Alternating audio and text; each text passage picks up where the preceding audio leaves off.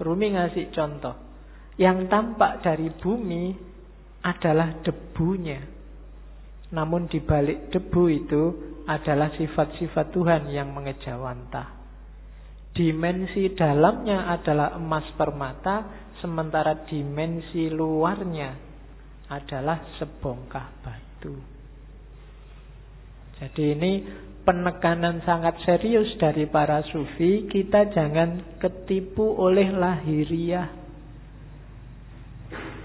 Karena yang lebih punya nilai itu adalah yang dibalik lahir. Ya kalau manusia berarti ruhaniyahnya lebih penting. Kalau itu sesuatu berarti esensinya, bukan eksistensinya.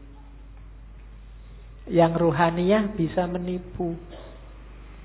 Bumi itu kelihatannya cuma debu, tapi kalau kamu masuk ke dalam, banyak hal berharga di situ. Ada emas, ada minyak. Banyak juga hal tidak berharga. Lebih kotor dari rebu, mungkin kotoran, tapi dia tidak kelihatan, ada di balik yang fisik. Maka jangan ketipu yang fisik. Sehingga katanya Rumi, jangan terikat oleh bentuk, keluarlah dan gapailah makna. Kacamata ini ya kacamata lahirnya. Cuma kan lahirnya tidak penting. Yang lebih penting apa? Maknanya. Alat untuk baca. Kalau cuma lahirnya ya cuma kaca sama plastik sama itu. Dia jadi bermakna karena apa? Ada sesuatu yang dikandung di balik yang fisik apa? Dia bisa dipakai untuk baca. Itulah makna. Atau mungkin pas kamu gatel terus dipakai untuk garuk-garuk. Ini kan makna namanya. Kelihatannya tidak penting, tapi dia maknanya apa itu lebih penting. Teh ini misalnya. Ini kan minum. Biar kamu hausnya hilang. Menghilangkan haus itu makna dibalik barang yang warnanya coklat ini. Itu lebih penting. Jadi haus yang hilang itu lebih penting daripada teh yang warnanya coklat ini. Jadi bukan tehnya, kualitas apapun teh misalnya, kok tidak bisa menghilangkan haus, ya kamu tidak nganggap penting, mungkin tidak kamu minum. Bismillah ya, dicoba ya menghilangkan haus benar apa. Oke. Tidak usah dijawab. Kamu nunggu aku ngomong menghilangkan haus apa enggak ya? Ya mesti wae, masuk kamu umur berapa baru paham kalau teh menghilangkan haus. Oke ya. Yang terakhir itu bagus. Hati-hati, jangan tertipu.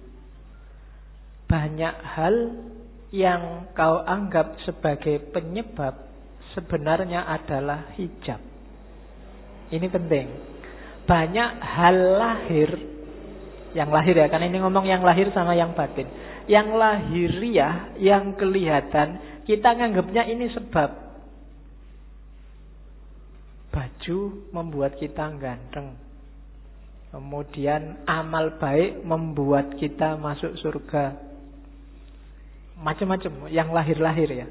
Katanya Rumi, hati-hati. Yang kita anggap sebab sering-sering malah jadi hijab. Hijab itu sesuatu yang menghalangi kita, malah menjauhkan kita dari Allah. Banyak hal yang kita anggap, oh gara-gara amalku yang ini loh sekarang aku jadi tentrem hidupku. Seolah-olah kamu yang bikin hidupmu tentrem dengan kamu beramal. Allah tidak main di situ. Itu yang disebut hijab. Perannya Allah kamu hilangkan. Kamu menjauh dari Allah gara-gara yang kamu anggap sebab tadi. Gara-gara amalku ini sekarang rezekiku berkali lipat. Amalmu itu kan sebab. Itu loh. Kamu nganggep dengan kamu beramal terus Allah ngasih kamu, jadi kayak kamu bisa merentah Allah.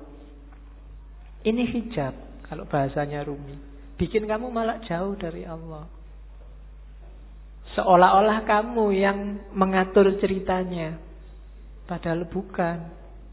Kan sering ya yang ceramah-ceramah, mari kita sedekah sekian, nanti baliknya sekian. Ya, dompet, mana dompet? Kan mesti gitu. Sering-sering. Nah, ndak, iya mungkin begitu, tapi jangan dianggap sebabnya itu. Terserah Allah lah. Misalnya Allah menjanjikan 7.000 terus kamu cuma dikasih 5.000, apa ya? Kamu bisa komplain. Atau ayatnya bilang 7.000 terus kamu dikasih 700.000, kan ya ndak suka-suka Allah. Amalmu bukan sebabnya. Kalau kamu merasa amalmu sebabnya, kalau kamu merasa yang lahiriah sebabnya, biasanya terus jadi hijabmu yang bikin kamu jauh sama Allah. Seolah-olah yang bikin cerita dirimu. Sodakoah biar enggak ketemu bencana. Seolah-olah kamu yang ngatur ceritanya. Itu yang oleh Rumi disebut hijab. Jangan salah, yang lahir-lahir, yang sering kita anggap sebab, itu ternyata nantinya berubah jadi hijab. Jadi lampauilah yang lahiriah itu. Terus, nah, kata-kata Rumi lagi. Kalau manusia dianggap manusia dari fisiknya, dari lahirnya saja, maka Muhammad dan Abu Jahal itu memiliki kualitas yang sama. Lukisan di dinding pun persis seperti manusia. Lihatlah apa yang kurang, lukisan indah itu kehilangan ruhnya.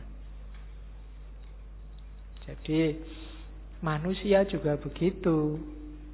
Jadi manusia atau tidak yang sejati tidak tergantung fisik, tapi tergantung dimensi batinnya. Kalau hanya fisik, maka Muhammad dan Abu Jahal itu ya sama-sama Arabnya, sama-sama punya jenggotnya, sama-sama pakai jubahnya, sama-sama pakai bahasa Arab, sama-sama takbir. Mungkin. Tapi yang membedakan apa? Ruhaniyahnya, batinnya. Maka kalau menilai, patokannya jangan luarnya. Kalau kamu menilai orang baik, wah ini pakai jenggot, pakai baju jubah, batuknya hitam, radikal mesti. Nah, itu namanya kamu hanya dari lahirnya. Oh, pakai kopiah, pakai sarung santri, bid'ah mesti kelakuannya. Ah, itu cuma dari lahirnya. Apa yo ngerti? Cuma dari lahir, kan begitu. Kalau hanya kamu lihat lahirnya, mungkin yo bintang-bintang film itu yo harusnya sangat berkualitas, superhero atau main jadi wali, kan ada yang jadi kiai itu. Kalau cuma lahirnya loh ya. Oke, jadi ndak lampaui yang lahir, jangan ketipu oleh yang lahiriah. Banyak orang tertipu di situ. Jadi katanya Rumi, duhai saudara, engkau adalah apa yang kau rasakan dalam pikiranmu. Selain itu hanya tulang dan daging.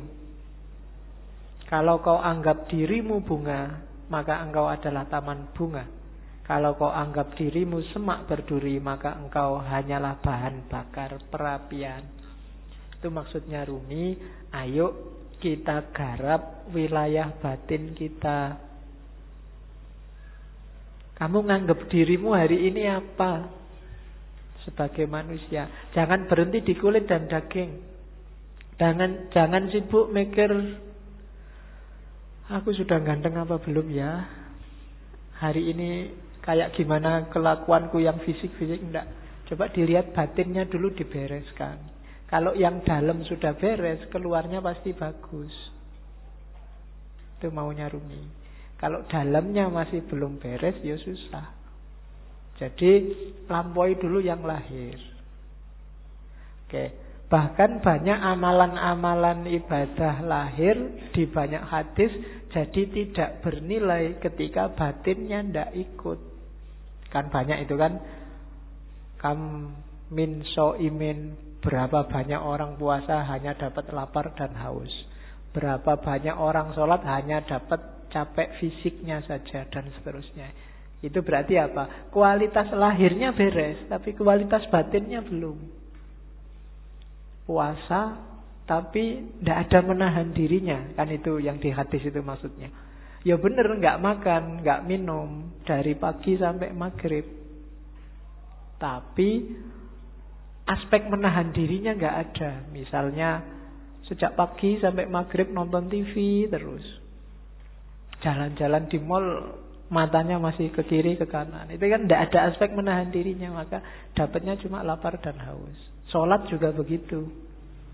Sholatnya di sini tapi pikirannya di komputer, pikirannya di HP, ada suara tweet-tweet, ada SMS ini mesti ada.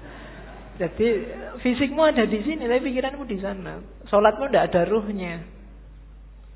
Bilang Allahu Akbar tapi otomatis kayak robot. Baca Fatihah tapi Fatihahnya tidak hadir dalam dirimu. Itu persis kayak HP-mu yang bisa ngaji. Tidak ada ruhnya. Ya, mungkin dulu pernah tak ceritain ya. Ada yang tanya pada saya, Pak, HP yang bisa ngaji itu kalau dibawa ke WC kira-kira boleh tidak, Pak? Kan itu Quran. Jawabannya susah. Ada kiai ulama Arab yang jawab boleh. Kenapa? Asal di WC nggak disetel ngajinya. Nggak kamu sambil di WC terus ngaji bismillah, nggak boleh. Tapi kalau ada aja dalam HP tidak apa-apa. Analoginya apa? Pikiranmu. Kamu hafal Fatihah tidak? Hafal. Berarti di kepalamu ada Fatihahnya. Wong hafal. Kalau kamu masuk WC, masuk hafalannya mau dibuang kan enggak? Berarti tulisannya ada, hafalannya aja masuk WC. Asal enggak kamu bunyikan waktu di dalam WC.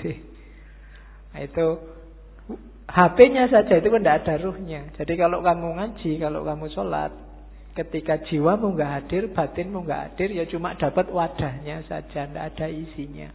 Bahkan mungkin lebih bagus HP-mu, tartilnya jelas. Iya, kalau kamu ngaji dewe kan masih pelekak-pelekuk. Nah, jadi rumus pertama katanya Rumi, yuk dilampaui yang lahiriah. Jangan berhenti hanya sudah bisa melakukan amal-amal lahir. Dibereskan dulu yang batin. Oke.